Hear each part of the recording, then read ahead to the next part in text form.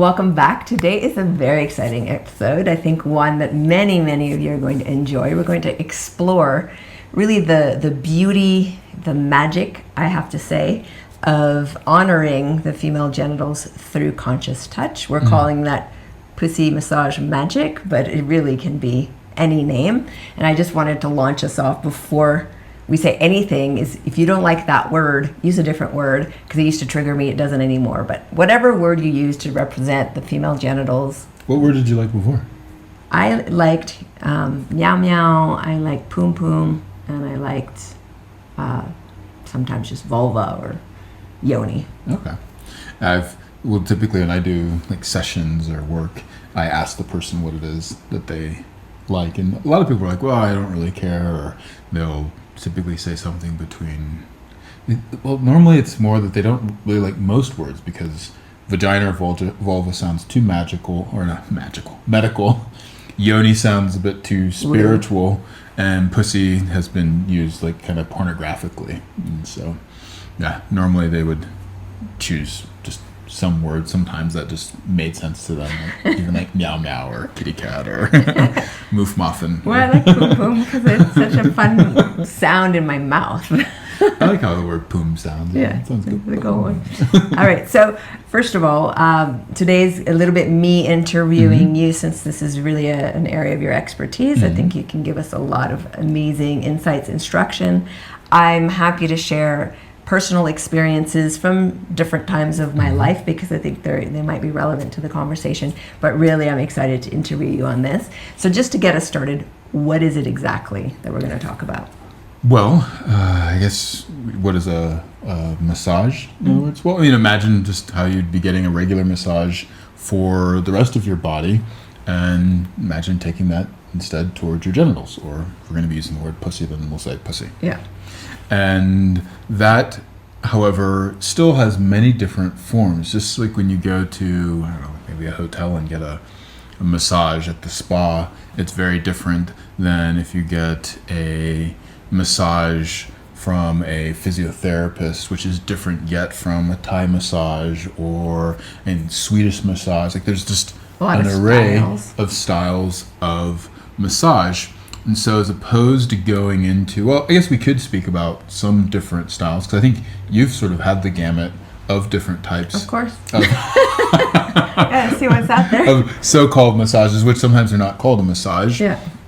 But I think the big thing is that it can have kind of several different natures to it. It could be something that's more for like relieving tension and serving a little bit more of a therapeutic effect on a physical level.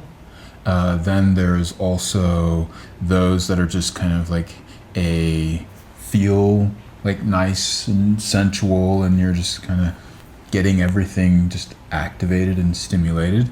And then there can be a massage which is a bit more erotic, which is designed specifically to get you turned on by what the other person is doing. Now, some of the things we can go into it is normally the person that's on the receiving side is being passive, and the masseuse is the one that's doing all of the effort.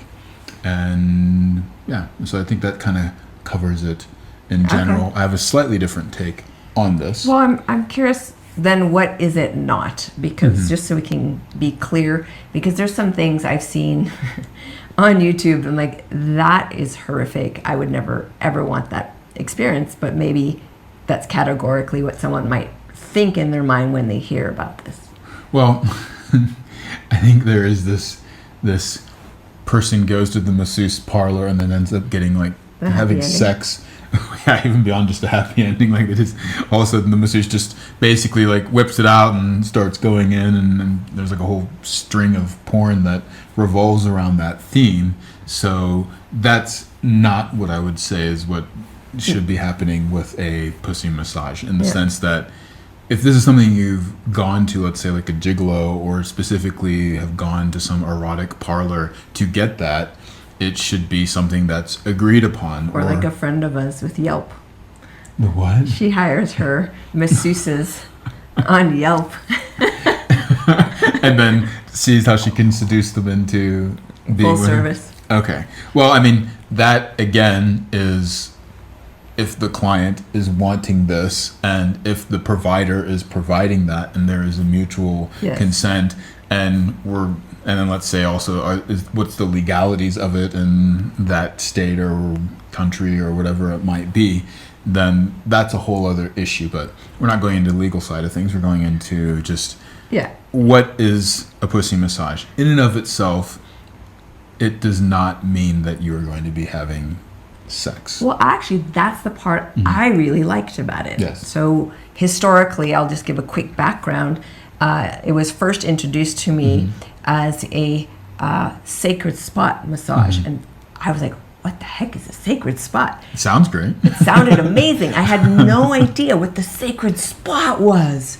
I mean, I knew all my female anatomy, but I'd never come across a sacred spot. So I was very excited. You're in explorer mode. Mode. I was incredibly disappointed. The sacred spot, turns out it's the G crest or whatever you want to call it. Zone, pad, spot, yeah. But I would have to say the more sacred spot side of things, what was nice is that they ritualized it. And so that's the sacred part. What made it nice is how often in your life does anyone actually take the time and care to set aside a long period of time that's really just about honoring this part of your body. So let's then go back really quickly. So in terms of as well of the dynamics of the touch, a massage is something that another person is doing, where they're doing action for your benefit. And so they are giving you a massage. And so that's a dynamic that I think can quickly go off when you start having practitioners doing things that are actually for their own pleasure. Correct. And so that's something I would definitely say that a massage isn't, unless this is, of course, again, it's like being requested, but but the nature of a massage is that it's a giving touch, meaning that the touch that's being done is for the benefit of the receiver, and the receiver who is receiving that touch is getting touched for the benefit of themselves, as opposed to them allowing it to happen when really like the masseuse is doing it because they're enjoying essentially it for me it wasn't, I wouldn't categorize it as a sexual experience. Yes. Even though orgasm might have happened during the thing, I didn't feel like I had sex. It wasn't about the other person and connecting with me. It was purely me with my body, my sensations being facilitated through an experience. And that's how I would define it. So the sacred spot stuff was disappointing in terms of the actual way that the genitals are handled. It's very basic, but I liked that there was ritualized time and care and, you know. So what was it that you didn't really breath like and sounding about? Because you said, like, I mean, you enjoy your G spot, you touch it and interact with it yourself. It's done in a very simplistic way. Okay. A way that, well, because now I have to look back to what I know now compared to then. But also to what I guess you and it would be like yourself. It's just overly simplistic. It's formulaic. It's the same thing for every person. Yes. There's no attunement, really. There's no diversity of finger or hand techniques.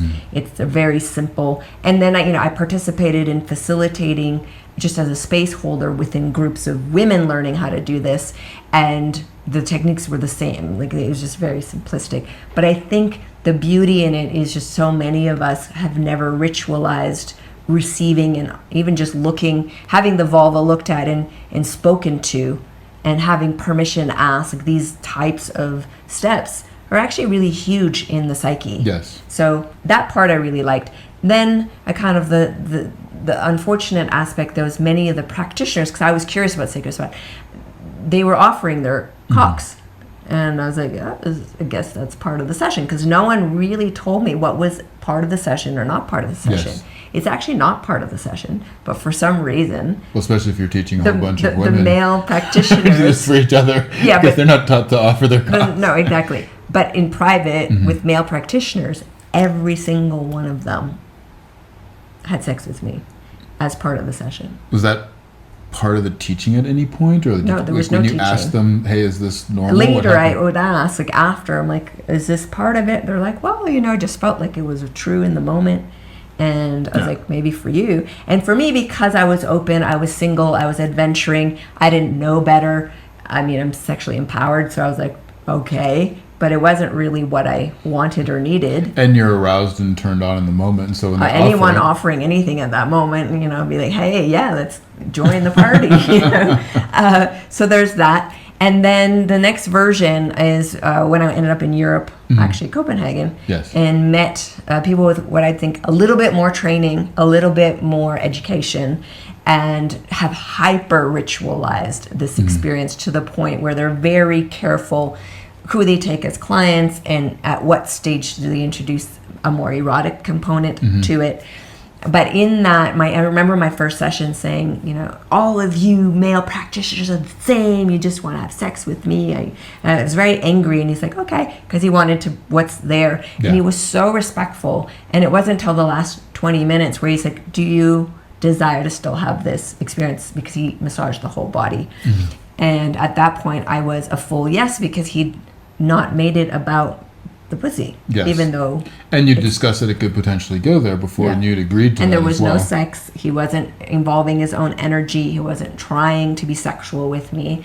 And so that was revelatory. And what I enjoyed about it was experiencing my turn on for me. I was married at the time. My partner was in another room getting a session as well. And so we compared notes after, and I said, I really got to feel what's me erotically, because I think when you're in partnership, at some point there's so much overlap. You don't know what's you and what's the other person. Because you're like, is it taking too long? Do I have to focus and make this other person feel good? I mean, that's some of the dynamics that why people go to a masseuse, so they could just have the benefit of getting touch just for them, not having to reciprocate, not having to think about, is the other person tired, or is this too much for them? It's like, no, you're getting paid to do this service, and it's just all about me and my body. And when it comes to, especially a lot for women, and this area of their body, their vagina and their vulva, and any part of them even being engaged that would typically be labeled an erogenous zone, the need to reciprocate or give back is so tremendous that in and of itself can be just a massive exercise. So huge to not even touch the practitioner, but just be in your own sensation. Well, and I think so that's where I think this can go wrong, is that there is when you have a practitioner that's trying to all of a sudden go, it just seemed right to me that you would want that, and it's like, but is this actually for the client, or is this actually for you? And so when the practitioner starts doing something just for themselves, that's where things go off. And you mentioned the other part too, is that a massage can be prescriptive. And from what I'm hearing with your second experience, he was listening to the struggles that you've had in the past, was able to take that in, was able then to hear what you desired, and then check in with you, and then go ahead and proceed for those last 20 minutes, I think you said, for a more erotic experience that was, again, about you. And they would also titrate it depending off of the different levels of what they're reading, etc. So it's not just a 1-step, 2-step, 3-step done, or however many steps. Whereas the first one, it was so ritualized in the sense that it became prescriptive. It's a formula that they teach, and everyone follows the same formula, and they're not trained into attunement and a skill set that has a variety of possibilities, which you have, so we'll get into that later, but where you really do need a variety of things, because there's different needs in a body. If there's tension, if there's pain, if there's numbness, if there's any kind of emotional agony or charge or whatever's going on, or just even fears, these are skills that you need to be able to go through this. So that was my complaint, as I knew someone who I then experienced also extended orgasm sessions where they just work with the clitoris and they kind of surf you. And that was actually a cool experience. There was no intravaginal stuff going on. But at the same time, I felt like some of the practitioners I was engaged with were careless. They loved activating women, but they didn't like it when stuff would come up. They're like, I'm not being paid to deal with the stuff. I'm like, but that seems irresponsible, because how do you separate psychosexuality? So that's another type of yoni massage that can happen. They do. It's also sometimes there's another branch of that called oming, where it's like 15-minute clitoris sessions. So that's something I never liked. I don't like even how the practitioner's seated. It's very clinical in some ways. And then there was this de-armoring, which I never had. I had instant repulsion because my students were coming to me saying that they were in a lot of pain, being forced to breathe through very difficult sensation. So I was just through hearing stories anti-de-armoring. Yes. And it wasn't actually until I met you and Susan, which we also interviewed, where I started to understand, there are people who have this skill set in a way where they're actually listening and not just say, just breathe through the pain. Like it's, that's another type of yoni massage is the de-armoring. So I'd love you to speak about that. Then I had several osteopathic sessions where a doctor would go in. They weren't in there very long, but they were in there and doing actual fine-tuning adjustments, which were incredible, but that's different than a pussy massage. And then finally, I got to experience suction sex and the way in which you do your session work. And it was a whole new world. And by suction sex, meaning the methodology of it applied to a pussy massage as opposed to sex as penetration. Yeah, we weren't. I mean, not that. But I wanted to sort of name these different gradients that I've been exposed to, the good sides, the limitations. And today I'm just excited that we're going to go more deeply into your mastery, because I really feel maybe it's just a natural gift you have, or a genuine passion, or maybe there's a bunch of factors that have come into the making of your mastery. But I mean, I'm constantly sending clients your way. I bring you to my all-women events, and we offer optional sessions for people who want. And it's just really, really beautiful the way that you gift every single person exactly what's needed. And sometimes it's completely, the clothes stay on, you're even in different sides of the room in order to support the person to have consent. So it's what you do with yoni massage, pussy massage is really rather extraordinary. So I'm excited to talk about that. To kind of clarify then, I mean, one thing's to have a session, because this is really just addressing whatever type of it's relational, intimacy, sexual issues that you might be struggling with or that you're wanting to optimize. Yeah. And so that is a pretty full spectrum. Now, the pussy massage, if you want to call it that, would be, or you could say internal hands-on work or palpation techniques or anything of this nature. That is a particular toolbox that then gets utilized if this is a particular area where a person is struggling with in their intimate, relational, or sexual life.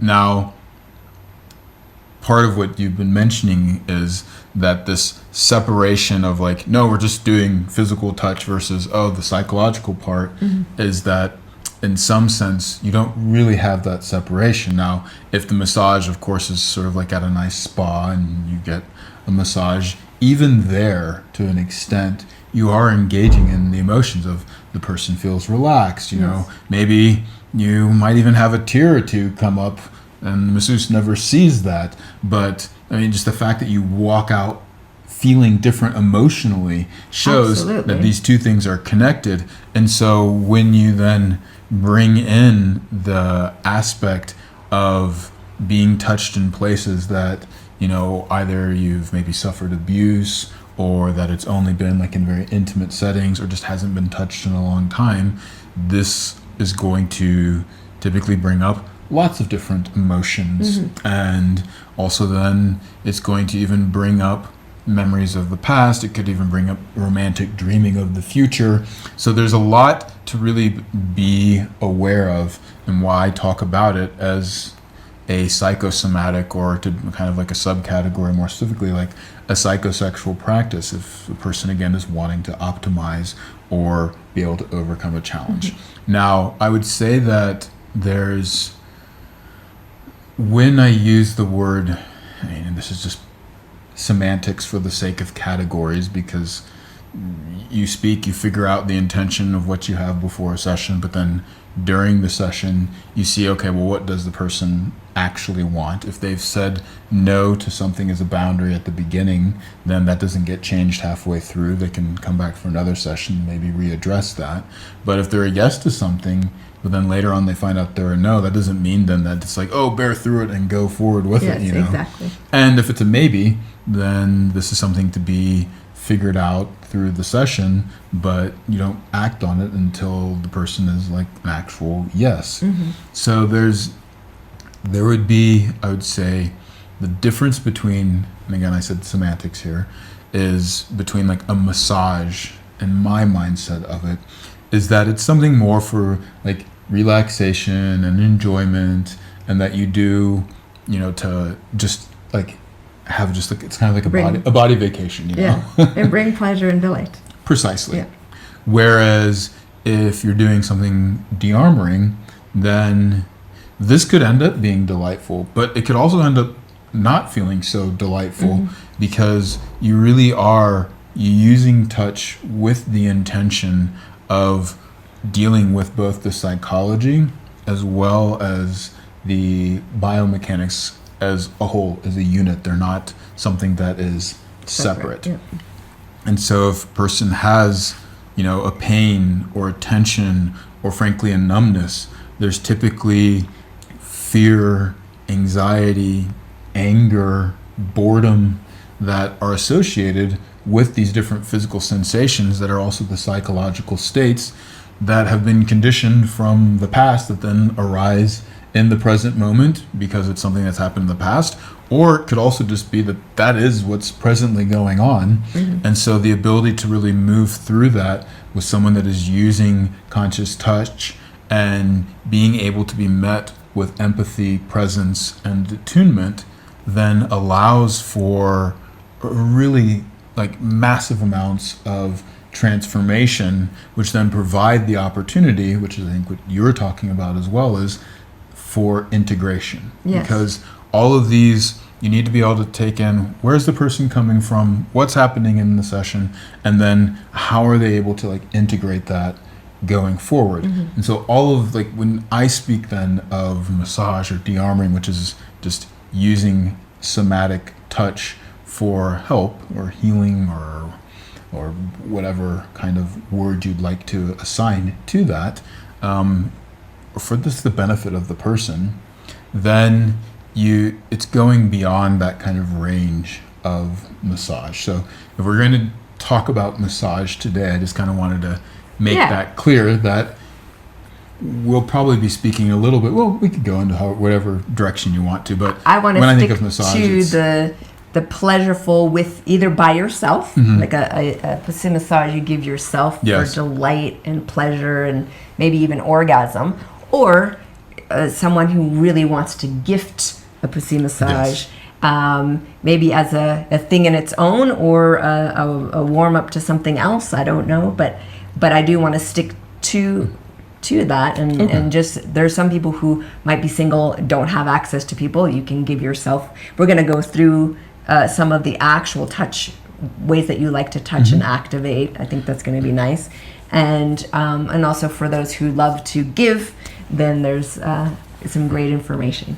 Well, so if we're sticking then to like, let's say pussy massage, which is more about, hey, how do you give yourself or someone else like a bodily experience that is akin to a nice summer vacation, then I would say that a couple things that again are different in the way that I work is that one, it's how do you become really attuned to what you're meeting. So you might have a general structure of different types of touch and even different zones and areas, and knowing that different things might happen, but ultimately the better that you can read and kind of understand the full spectrum of possibility, then you can adapt everything to where the person is at.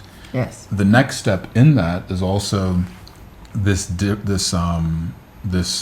concept, which is so key to suction sex, is that there is an active receiver and there is an adaptive giver.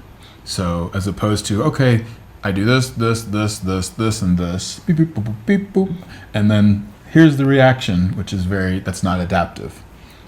And also, where the other person is just laying there, just receiving, instead getting that person to be active. And if you get a good masseuse, they typically will tell you, breathe deeper, or they will have you angle yourself, position yourself in a certain way, or even just give you the freedom to move, which is quite rare in a massage setting. But all of these things you can start to see, okay, the skill level starts to go up when you get a masseuse that actually can do this and actually becomes much more of an interactive dance with you. But I think, so there's a few things in the explicit side I want to go over. One is you have a very unique take on genital anatomy.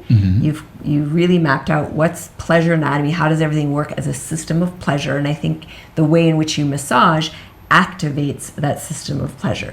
So I'm excited to go through that. And one last thing I want to say as well is, even back in the Victorian era, and I'm sure long before, but back then when there was so much sexual repression, especially for women, and they were in these tight bodices, corsets, where they couldn't breathe, there was this condition called hysteria, and the cure for that was to go to the doctor and get masturbated, essentially. And eventually the doctor's wrists were getting so sore they invented the vibrator just to help them out. I've heard that maybe this is a rumor, but I've also read the opposite too, saying but I do think that, I don't think it's a rumor, in that there were doctors manually relieving, and it was very distressing for people. It wasn't it wasn't sexy or kinky. It was like a distress, and I can relate to that in my body when I'm kind of getting tight or overwhelmed, or life is really and I don't have a lover, and I haven't been making love to myself, and there's this kind of disassociation almost from this part of my body. And then when I would go in for a pussy massage, I would leave there, I walk different, I would smile, I felt just me again. And so there is a place in society that for this kind of experience that's actually really healthy when it's done right, when it's framed correctly, and everyone's consenting. Well, we are sexual, physical, philosophical, mental creatures. We have all these aspects, and if you're a person who's deeply into music and then you haven't been able to play your instrument for a while, or I know as an athlete, and speaking to other athletes, if you haven't had your workout for some time, or if you've been eating bad food, and when this aspect of one's life gets neglected, it can, for lack of a better word, make us cranky or feel that just something's off. And then it's it comes back into balance when then all of a sudden we are able to tap into this side of this aspect of our life that we have been diving into and exercising.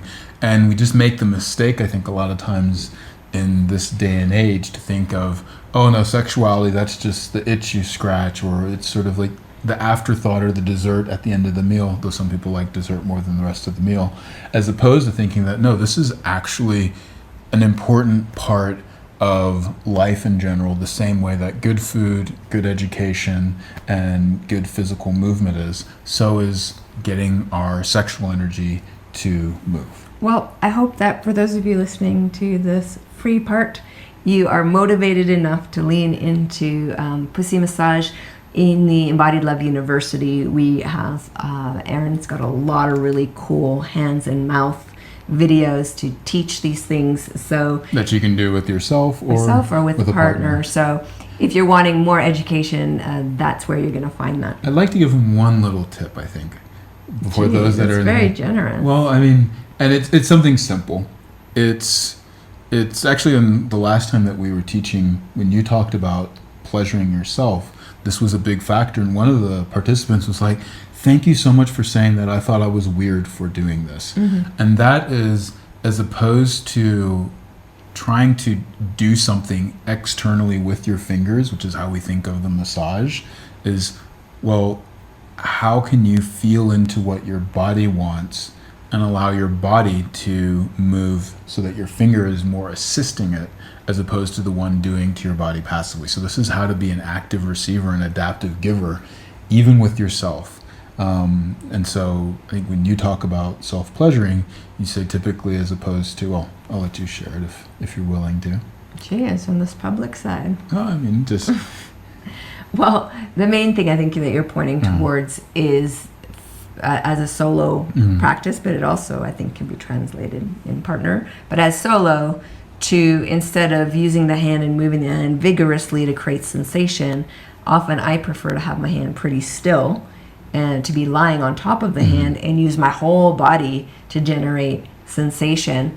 And this, for me, creates way more yumminess and also translates more easily into partnered experience. Yes, and how that I think would apply then in the realm of self-massage is, as opposed to just focusing so much on like what the hand techniques are that you're doing, is really stay in touch with your own body sense from the inside, and then from there feel like, what do I need, what do I want, and then start to make a dance between your body and your hand to meet that need. And that's the practice really to go ahead and experiment with. So well, we talked about that, and I think in our self-pleasure episode. So if you haven't seen that episode, you want to pop over there, because we have stuff for vulvas and penises in that one. And in this case, it might be that you might feel tension, though. You might feel numbness. So tune into your body and figure out, like, oh, okay, well, actually, if I do this, I'm noticing the tension starting to release. And what can my body do more as opposed to just my hand? Maybe breathe a little bit more, etc. But we'll get into the details. Well, I want to jump over. To join us for the complete and explicit version of the podcast, simply upgrade your membership and gain instant access.